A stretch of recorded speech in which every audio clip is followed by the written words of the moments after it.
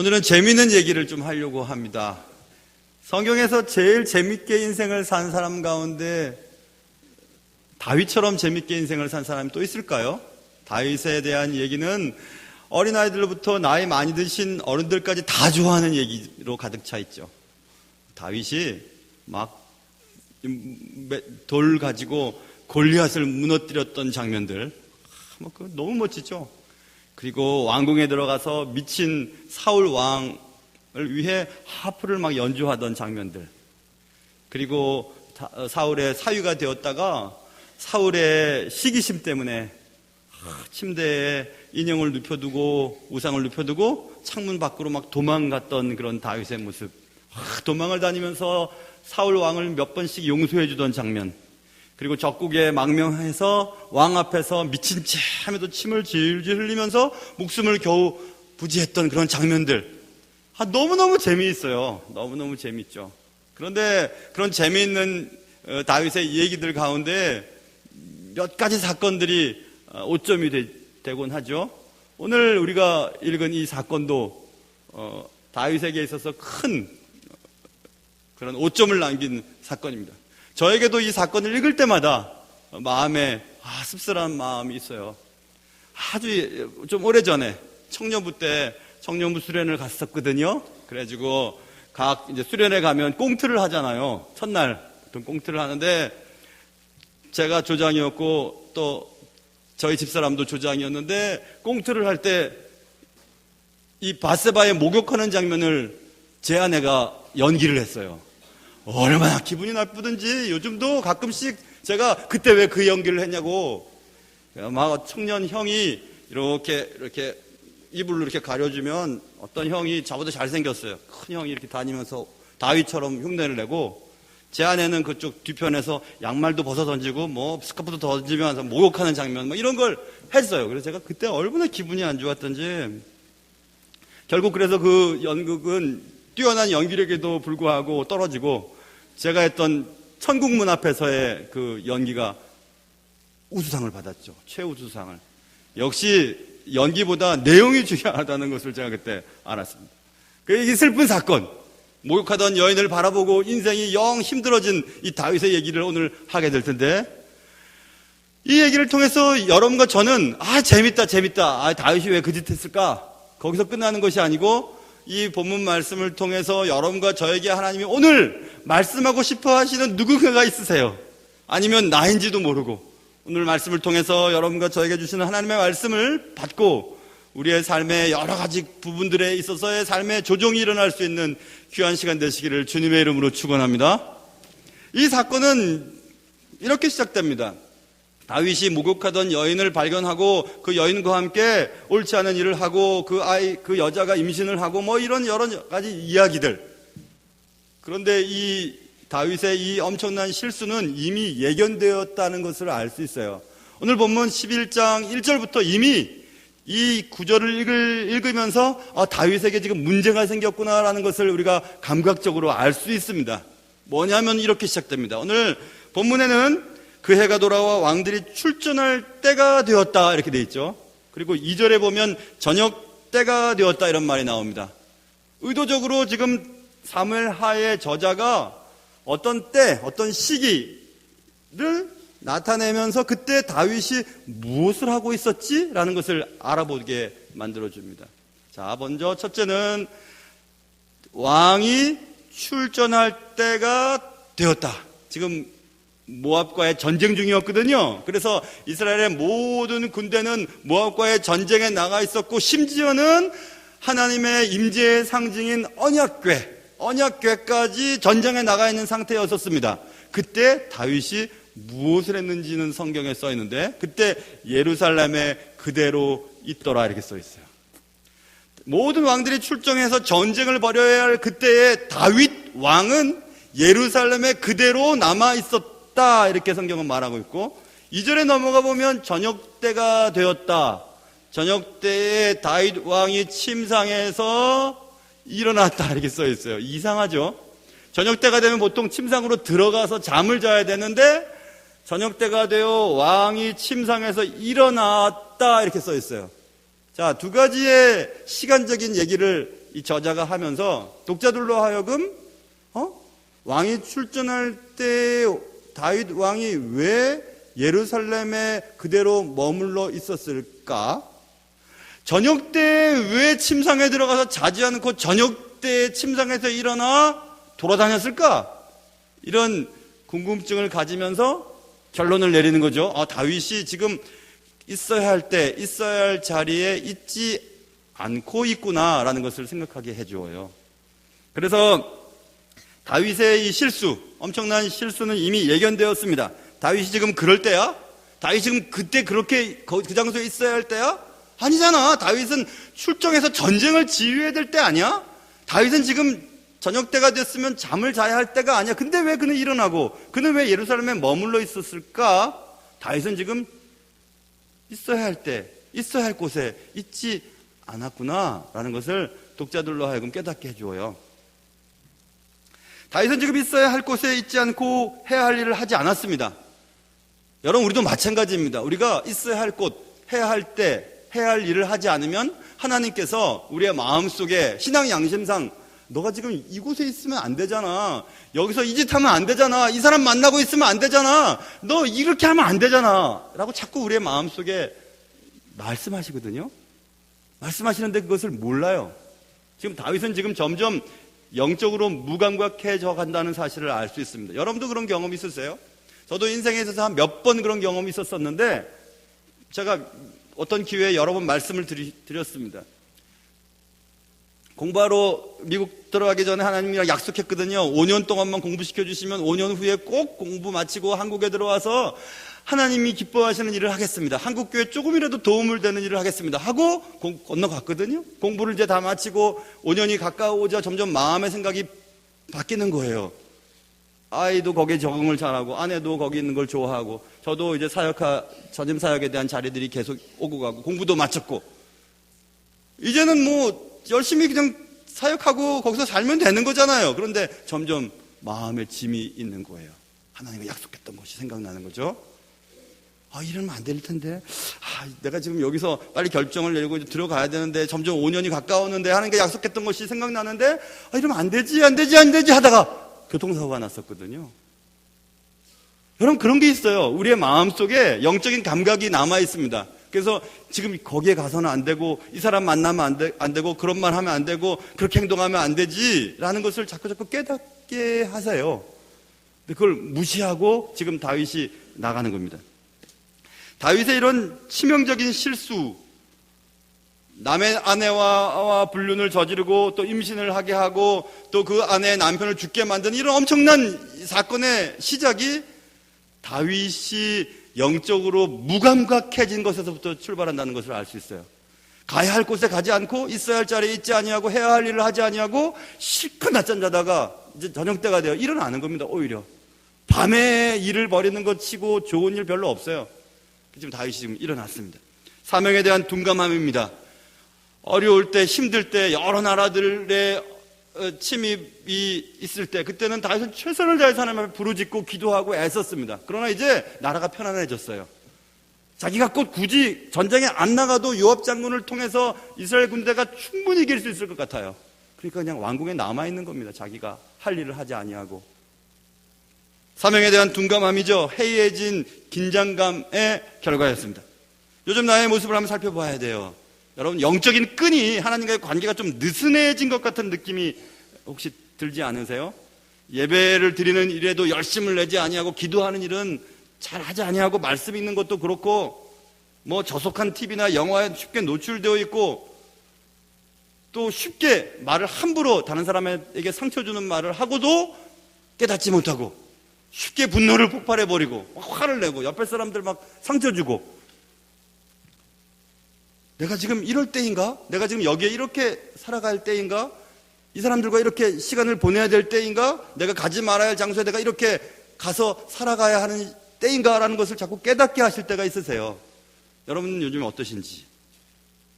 지금 나는 어디에 있어야 하며 무엇을 해야 할지를 늘 깨닫고 행동하지 않는다면 여러분과 저는 큰 사고를 낼 확률이 높습니다. 지금 다윗처럼 훌륭하고 하나님과 가까웠던 그가 있어야 할 때 있지 아니하고 가야 할 곳에 가지 아니하고 해야 할 일을 하지 아니하고 영적인 게으름 상태에서 지금 살아가고 있습니다. 영적인 무감각함은 항상 문제를 일으키는데 죄를 자꾸 불러들입니다. 영적인 무감각함은 죄를 자꾸 친구 맺자고 해요. 자꾸 죄를 불러들입니다.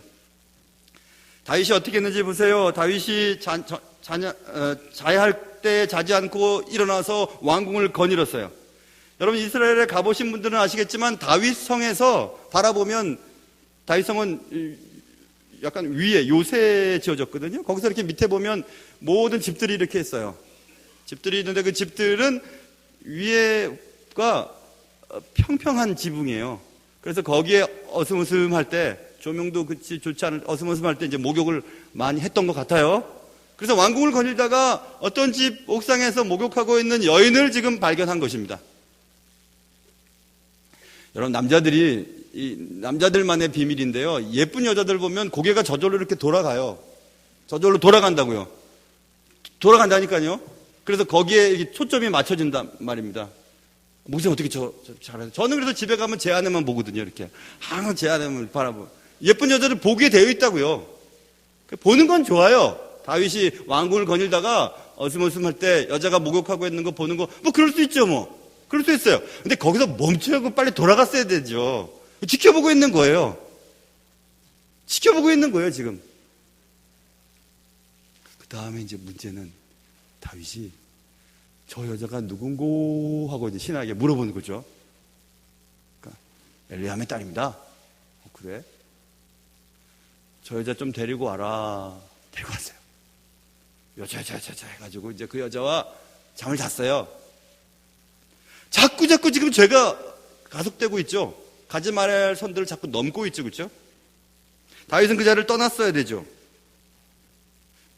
여러분, 새가 미국의 속담인가요? 영국 속담인가요? 새가 머리 위를 날아다니는 거야 어쩔 수 없지만 그 날아다니는 새가 자기 머리 위에 둥지를 트지 않게 할 수는 있지 않는가 그런 말이 있어요. 그럴 수 있죠. 뭐 예쁜 여자를 보는 거야 볼 수 있겠죠. 그러나 그것을 보고 자꾸 관계를 맺고 가까이 가고 죄를 짓고 하는 것은 자기 책임이죠. 그렇죠?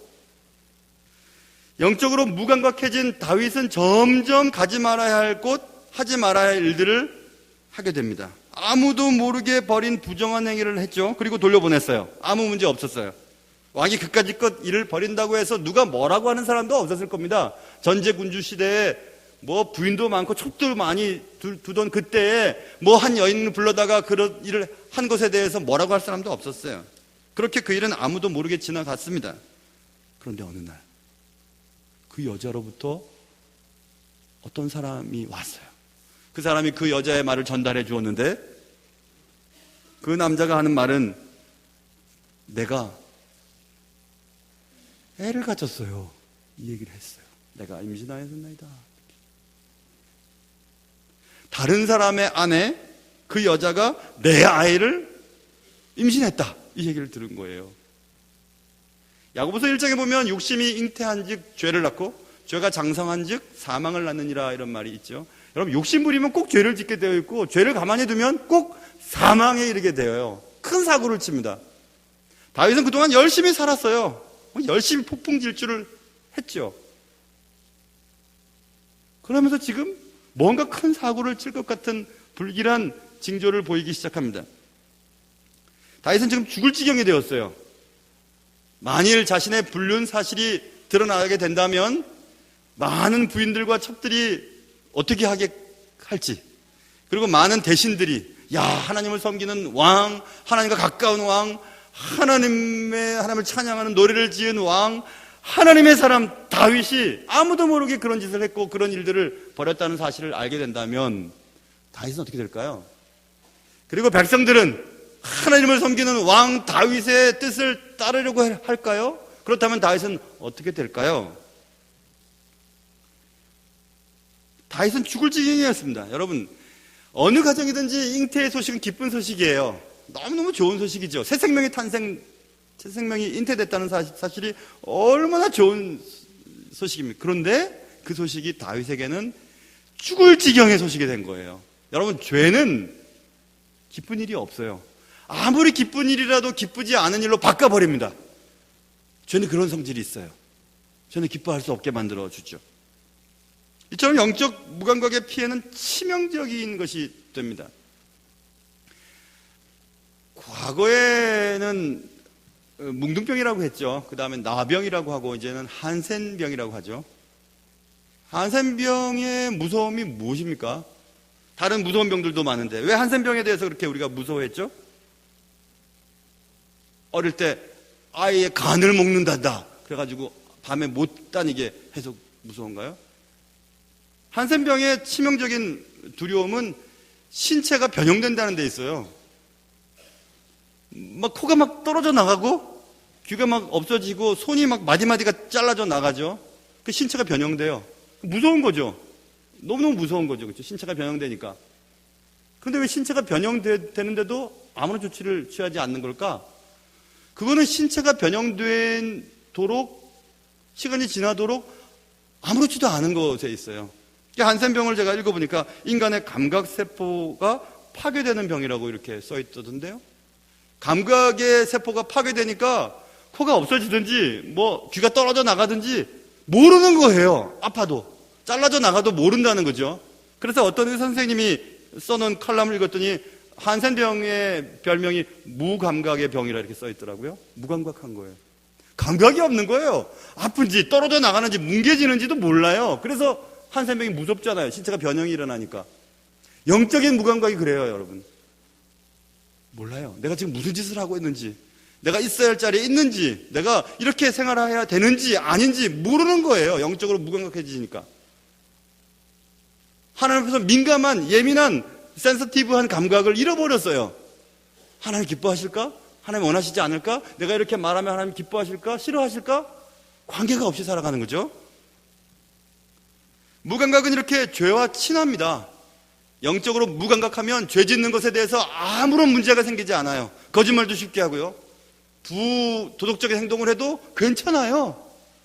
약속 안 지켜도 아무렇지도 않아요. 괜찮은 거예요. 그냥 무감각해지기 때문에 그렇죠.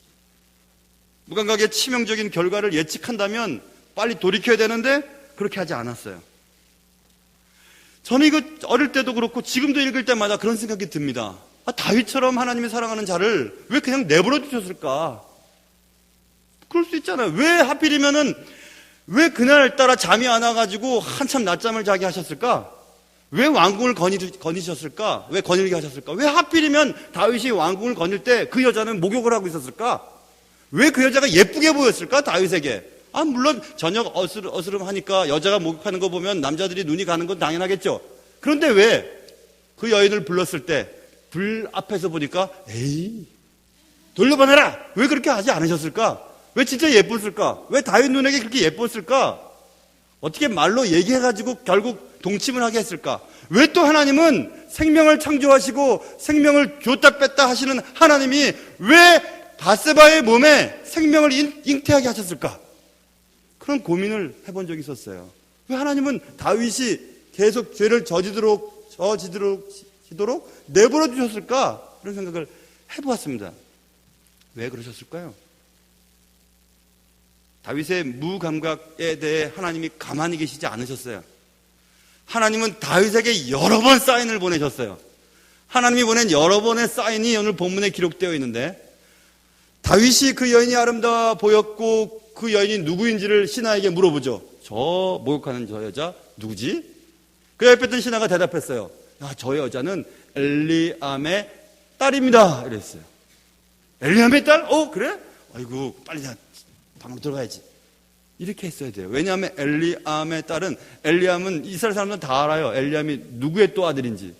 엘리암은 지금 다윗의 왕궁에서 가장 다윗을 도와주는 모사꾼, 계략, 마치 삼국지의 유비 곁에 있었던 제갈공명처럼 최고의 모사꾼인 아히도벨의 아들이 엘리암이고 엘리암의 딸이 바세바예요. 오늘 목욕하고 있는 여인. 그러니까 아히도벨의 손녀딸이 지금 목욕하고 있는 여인이에요. 그러니까 엘리암의 딸이라고 신하가 얘기했을 때 다윗은 어이구 큰일 날 뻔했네. 큰일 날 엮일 뻔했어 하고 들어갔었어야 돼요. 엘리암의 딸이라고 신하가 대답했을 때에 그 엘리암의 딸이라고 하는 말은 하나님이 하신 말이에요. 하나님이 그 신하를 통해서 안 돼. 조심해야 돼. 멈춰. 엘리암의 딸. 이렇게 얘기해요. 결국 그 사건 때문에 엘리암의 아버지, 그러니까 오늘 이 목욕하고 있는 바시바의 할아버지인 아히도벨이 압살롬이 다윗을 죽이려고 반기를 들 때 압살롬 편에서 모사꾼의 역할을 해요. 내 손녀딸의 가정을 파괴시키고 내 손녀딸의 인생을 망친 저 인간 가만두지 않겠어. 그래서 여러분, 어떤 사람이든지 누구든지 어떤 가정이 어떤 사람에게 못을 박으면 안 돼요. 어떤 일이든지 아무튼 무슨 일을 하든지 어떤 사람의 마음에 상처를 주면 꼭 돌려받게 되어 있어요. 어떤 사람의 가슴에 깊은 상처를 주고 자기는 편안하게 잘 자요, 잘 먹어요, 잘 살아요. 언젠간 돌려받습니다. 아히도벨이 그랬어요. 아히도벨은 마음에 품고 있던 그의 원한을 갚으려고 합니다.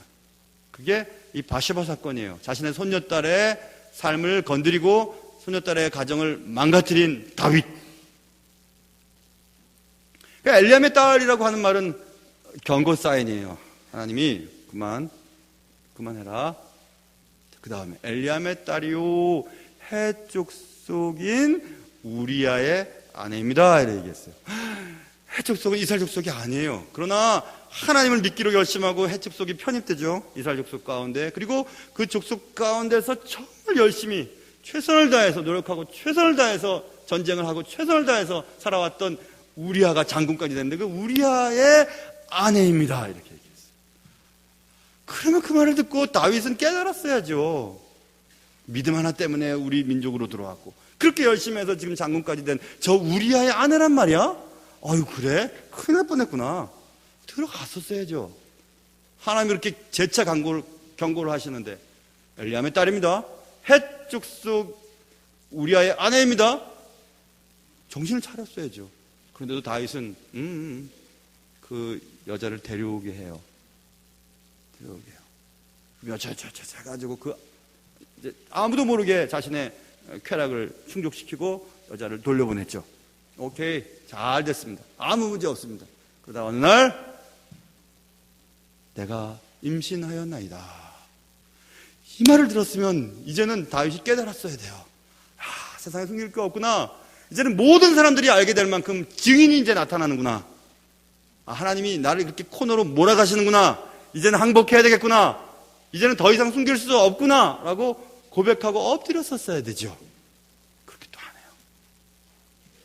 날짜를 맞춰보니까 우리아로 하여금 임신을 하게 한 것처럼 만들기 하기 위해 요압 장군에게, 군대 장관에게 전가를 보내 우리아를 왕궁으로 불러드립니다. 우리아에게 얘기하죠. 너 수고 많이 했으니까 너네 집에 가서 먹고 마시고 너 처와 함께 잠을 자고 쉬다 가라. 얘기를 하죠. 이제 됐다. 휴, 큰일 날 뻔했다. 큰일 날 뻔했지. 근데 그 다음날 신하로부터 전가를 하나 받죠. 임금이시오, 어젯밤에 우리아가 자기 집 안 내려가고 그냥 궁궐 옆에서 부하들과 같이 잤어요. 깜짝 놀랐어요. 아니, 왜 안 내려갔지? 왜 자기 집으로 안 내려갔지? 큰일이죠. 그때 또 깨달았어야죠. 하나님이 우리아의 마음을 그렇게 하셨나 보다. 정말 정신 차려야 되겠구나. 깨달았어야죠. 그때 또 안 그래요. 하나님께서는 너무 안타까우셨던 것 같아요. 다윗에게 그 우리아의 입을 통해서 결정적인 말씀을 하게 하십니다. 그 말이 11절에 기록되어 있어요. 11절에 보면 우리아가 다윗 앞에서 당당하게 얘기합니다.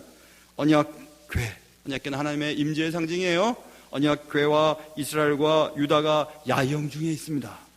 내 주 요압 장군이에요. 요압 장군과 내 왕의 부하들, 우리 동료들, 군인들, 부하들이 다 바깥들에 진치고 있습니다. 그런데 내가 어떻게 내 집에 가서 먹고 마시고 내 처와 같이 자겠습니까? 이런 얘기를 우리아가 다윗 앞에서 해요. 한마디 한마디가 다 다윗의 마음을 아프게 하는 거예요. 하나님의 임재의 상징인 언약궤는 바깥에 있고 요압 장군도 바깥에 있고 들에서 자고 있고 내 부하들은 그래도 전쟁에 이겨보려고 바깥들에 진치고 있고, 그런데 내가 어떻게 먹고 마시고 내 집에 가서 내 처와 잠잘 수 있습니까? 여러분, 그 말을 듣고 다윗이 얼마나 마음에 찔렸겠어요. 그렇지, 하나님의 궤가 바깥에 있고 전장에 나가 있고, 모든 군대가 다 바깥에 있고, 나는 출전해야 되는데 여기 있고, 다른 사람들은 고생하고 있는데 나만 편할 수 없다고 얘기하는 우리아의 말을 들으면서 자기 처하고도 잠을 자지 않겠다고 얘기하는데, 나는 이 왕궁에서 편하게 먹고 마시고 남의 처와 함께 잠을 잤는데 라는 생각들을 안 했겠어요? 하나님은 우리아의 입을 통해서 너 잘못한 거, 네가 어떻게 그럴 수 있어? 네가 있어야 할 자리에 있었어? 네가 해야 할 일을 하고 있었어? 너 그렇게 하면 안 되잖아 하고 계속해서 말씀하시는 거였거든요. 하나님은 우리가 하나님이 기뻐하시지 않는 일을 할 때에 사람들의 말을 통해서, 환경을 통해서, 있을 수 없는 일들이 발생되는 일들을 통해서 우리에게 경고의 메시지를 보내십니다.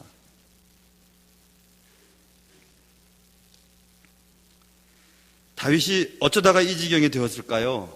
하나님이 사인을 보내실 때 빨리 알아차리고 자신의 삶을 돌이켜야 됐을 텐데 왜 그렇게 하지 않았을까요? 큰 참상을 예고하면서 폭풍질주를 왜 했을까요? 하나님 그만해라. 야, 엘리암의 딸이다. 아이도벨의 손녀딸이란 말이야. 해쪽 속 우리아의 아내야. 아니, 임신했다고. 그리고 우리아는 자기 집에 내려가지도 않을 정도로 충성하고 있지 않냐. 자기 처하고도 잠을 자지 않겠다고 하지 않냐. 지금 전쟁 중에 있으니까. 근데 너는 네 처도 아닌 남의 처를 그렇게 건들 수가 있어? 넌 먹고 마실 수 있어? 전쟁에 나가 있는 군인들은 그렇게 고생하고 너는 궁궐에 누워서 저녁 때 자리에서 일어날 만큼 낮잠을 즐기고 있을 수 있어? 라고 지금 주님이 계속 얘기하시는 거거든요. 큰 참상을 예고하면서까지 갈 때까지 가보자고 하는 어리석은 사람이 있어요. 갈 때까지 가보지 뭐 한번. 하나님 계시면 한번 가보지. 안 돼요. 제가 수요일 날 설교하면서 예를 든 것 하나 있었어요. 며칠 전에 명지대 앞에 차를 몰고 지나가다가 명지대 앞에 있는 버스 타는데 옆에 골목에서 어떤 분이 이렇게 추리닝 바지를 입고 이렇게 어떤 아저씨가 이렇게 나오셔요. 차가 막혀서 잠깐 멈추고 있었거든요. 저는 나오시더니 딱 쭈그리고 앉아가지고 담배를 피우기 시작하는데 얼굴이 까매요. 얼굴이 까만 거는 막 죽은 피 같은 색깔 있잖아요. 분명히 몸이 안 좋으신 분이에요. 얼굴이 까매요. 뭐 술, 담배를 너무 많이 하신 것 같아요. 얼굴이 까만 분이 쭈그리고 앉아가지고 담배를 피우는 게 아니라 이건 담배를 막 불을 내는 것 같아요. 불을.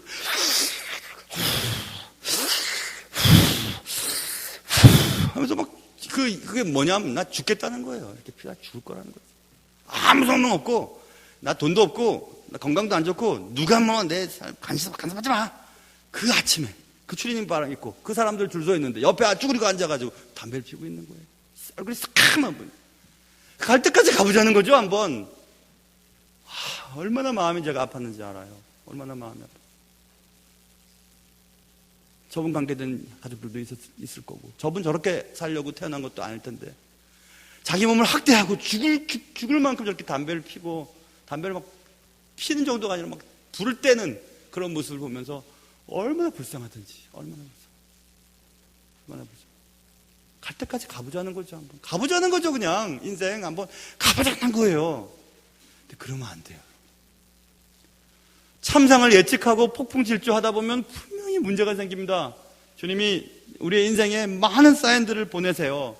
여기서는 우측으로 방향을 틀어야 된다. 좌측으로 핸들을 꺾어라.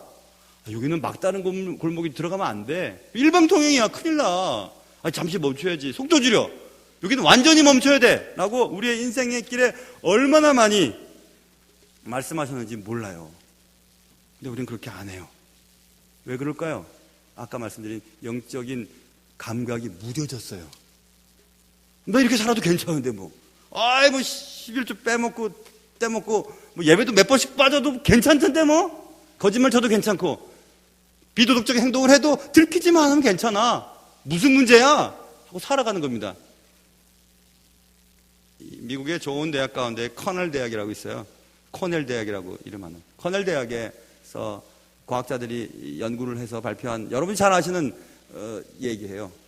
그것은 보일링 프록 신드롬이라고 하는 끓는 개구리 증후군이라고 하는 거죠.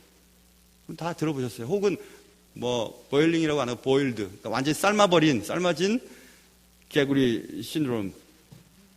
하는, 여러분 그런 거잖아요. 개구리 비커 안에 두고 개구리도 잡아놓으면 개구리가 팔짝팔짝 뛰어나가요. 그런데 이제 자꾸 집어넣으면 개구리가 비커 안에 있거든요. 근데 이제 과학자들이 조금씩 불을 높이는 거예요. 비커 밑에 램프를 두고 조금씩 불을 높이니까 이 개구리가 좋다. 오, 좋아. 남자들 그거 잘하잖아요. 뜨거운 물에다 이거 잘하는데 개구리도 아마 그랬을 거예요. 하고 좋은데 하다가 삶아져 버렸어요. 개구리가. 이게 보일링 프록 신드롬이라고 하는 유명한 관찰이죠. 그 뭐가 문제예요? 자신의 지금 환경의 변화나 자신이 지금 어떤 위치에 있는지를 모르는 거예요. 조금씩 온도가 높여간 것을 사실에 대해서 몰라요. 견딜 수 없을 지경까지 가는, 숨이 끊어져도 몰라요. 영적인 무감각이 그래요, 여러분. 예수를 믿었을 때는, 예수를 잘 믿을 때는 영적인 민감함이, 센스티브가 굉장히 날카로워요. 그래서 말 한마디나 행동 하나나 뭐 하나도 잘못된 것을 보면 탁탁 자기의 마음의 신앙적인 양심이 자꾸 자기를 찔러요. 그래서 자꾸 돌아오게 되거든요. 민감하니까. 그런데 신앙생활을 오래 하고, 나는 교회에 대해서 빠삭하게 다 잘 알고, 나는 아무것도 문제가 없어요, 이제는. 주위에 나를 노리는 사람도 없고, 다 편하고, 난 다 괜찮아요. 그럴 때 점점 무감각해지는 거예요. 사단이 그 틈을 들어오거든요. 들어와서 자꾸 죄를 짓게 만들죠. 거짓말해, 괜찮아. 안 들키면 돼. 야, 그거 맞춰도 괜찮아. 야, 괜찮다. 우리 목사님이 술값도 내준다더라. 야, 술도 먹어라. 담배도 펴라. 다 괜찮아. 야, 요즘에는, 그런 거 괜찮아. 바람 펴. 괜찮다, 야. 아무렇지도 않다. 거짓말해라. 다 괜찮다. 정말 괜찮아요. 아무렇지도 않아요. 그러면서 언젠가 삶아져요, 그냥. 삶아져 버린다고. 쫙 뻗어버려요, 그냥. 딱 드러내버리는 거죠. 던져버리는 거죠. 예수를 처음 믿을 때 그 민감함이 다 어디 갔습니까? 말 한마디 실수, 예배 하나 빠지는 것, 하나님의 것을 손대는 것, 이런 것들에 대해서 얼마나 예민하고 민감하게 철저하게 했던 것들 다 어디 갔습니까? 세월이 많이 되고 조금씩 사탄이 불을 떼우고 아주 따뜻하고 좋으십니까? 그래서 아무렇지도 않으세요? 아무도 보는 사람 없으니까, 나 이 정도면 괜찮으니까 그렇게 그냥 지내시면 안 돼요.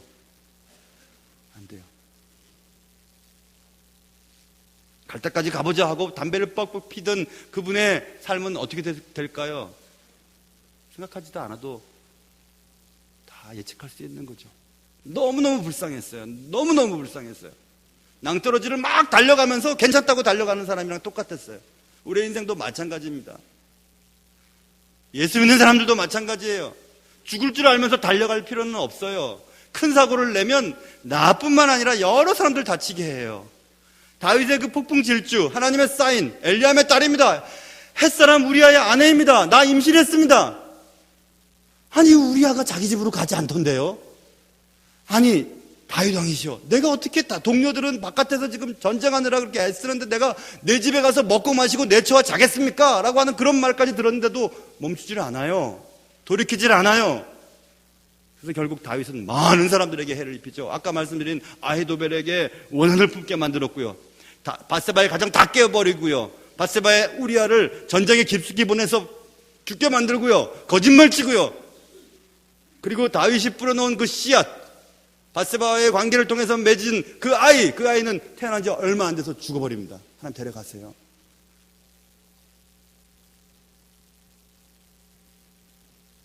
그리고 다윗 가정에 많은 배다른 형제들 때문에 얼마나 고통을 많이 받습니까? 다윗 살아있을 때나 다윗 죽었을 때나 얼마나 많은 어려움들이 가정에 벌어지게 됩니까? 하나님은 사랑하세요. 우리를 다 사랑하시고 끝없이 사랑하시고 모든 것을 다 용서하세요. 맞아요. 그러나 우리가 지은 죄에 대한 흔적들은 우리의 인생 가운데 계속 남아요. 우리 때뿐만 아니라 우리 자녀들 때에도 남아있어요. 도덕적으로나 육체적으로나 어떤 환경으로든지 남아있어요. 우리가 지은 죄, 어떤 가정에 아픔을 주고 그 가정에 상처를 입힌 그것들은 남아있어요. 그래서 어떤 방식으로든지 여러분의 삶을 살아가는 동안, 여러분의 자녀들의 삶을 살아가는 동안 그 죄의 영향력 때문에 고통을 받게 되어 있어요. 그게 하나님의 공의예요. 하나님의 사랑만이 존재한다면 이 땅은 아마 엉망진창 뒤죽박죽일 겁니다. 그러나 하나님의 공의와 사랑은 항상 균형을 맞추면서 인생을 통치하시거든요. 여러분의 개인의 삶도 통치하세요. 하나님의 사랑이 그리고 하나님의 공의가 마치 천칭처럼 이렇게 왔다 갔다 하면서 맞춰 나가시죠. 두려운 마음을 가져야 돼요. 내가 아무도 모르게 저지르는 죄들과 아무도 모르게 가는 어떤 장소와 아무도 모르게 즐기는 어떤 좋지 못한 습성들, 하나님 다 알고 계시는데, 하나님 다 보고 계시는데 하나님 앞에 두려워할 줄 알아야 되죠. 예수를 믿는데도 예수 믿지 않는 사람답게 행동할 때 내 마음속에서 자꾸 찔림이 와야죠.